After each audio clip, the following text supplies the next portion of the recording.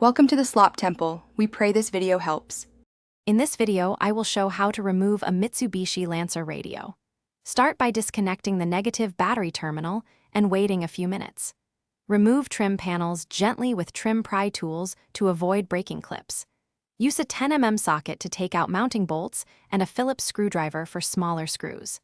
Label connectors and keep screws in order so reinstallation is painless and quick. Gently pry along the bottom edge of the dash trim to expose screws and clips.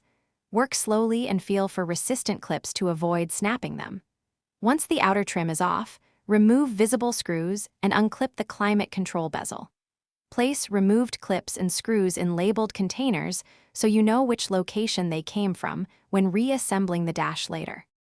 If you are finding this helpful, please subscribe and like the video to support the channel.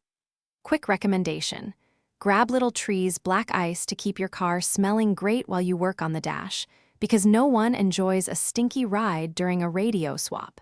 Check the description for the product link and other deals, grab one if you like it, and now let's get back to the video. After removing trim and screws, unscrew the radio mounting bolts with a 10 mm socket and extension for tight spaces. Pull the radio out gently and reach behind to disconnect the antenna cable and the main wiring harness.